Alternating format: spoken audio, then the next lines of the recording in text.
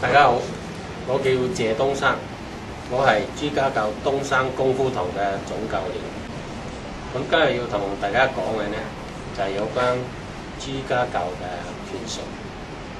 咁朱家教呢一門功夫呢，係屬於流傳於廣東客家傳統功夫嚟嘅。咁啊，凡係傳統功夫呢，大家都知道啊，係比較講求實戰嘅。但係嚟到現代咧，就有關武術就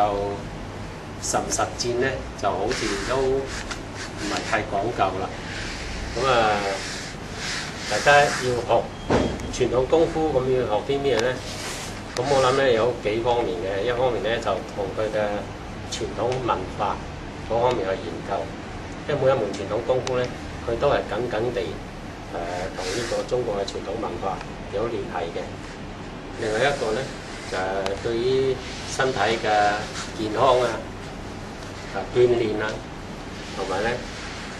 鍛鍊一個人嘅性格啊、意志啊、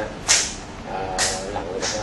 呢一方面咧係有幫助嘅。咁至於文化嗰方面咧，客家功夫佢嗰個流傳啊。我哋要由佢嗰個起源嗰度咧開始略略都要了解下佢點樣形成嘅。咁佢有啲咩嘅包含咗啲咩內涵啊、含義喺裏邊，就係模仿啲貓啊、豹啊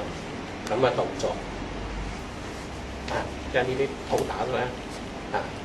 呢啲咁嘅貓啊、豹嘅動作咧，結合咗佢螳螂捕蟬網之後再後，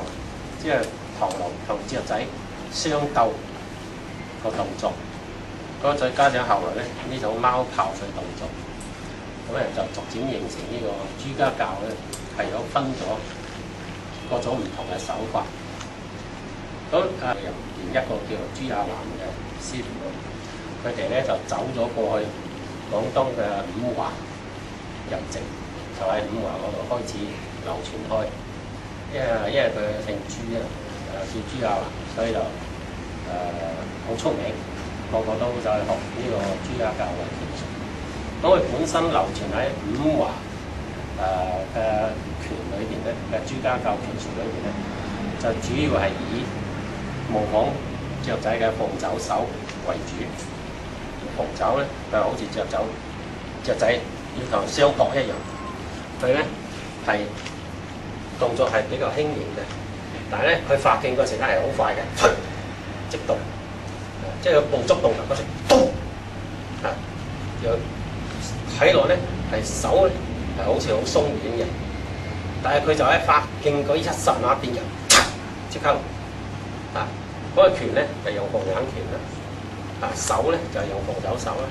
就為之一對嘅。咁再加上佢嘅貓豹嘅動作啦，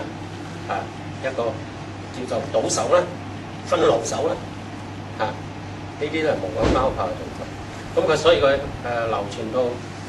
東南亞嗰邊咧，佢將呢個貓豹嘅動作對叫做朱家虎拳，因為貓唔係咁好聽，所以叫老虎喎。咁咧，但係咧喺而家廣東中山嗰邊咧，有一水客家嘅朱家功夫過去咧，佢叫朱家貓拳，佢都係同樣都係叫做貓拳呢個名。咁佢係大概係50、60年代啲客家師傅上山下鄉過咗去廣東中山嗰邊所流傳嘅。咁至於朱家教流傳到香港咧，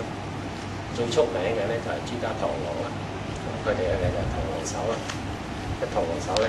佢嘅手臂咧就練到非常之硬，即係好似螳螂嘅手臂咁樣。以佢個形體同埋佢個儀嚟表達，所以佢哋咧就喺香港咧喺大概抗戰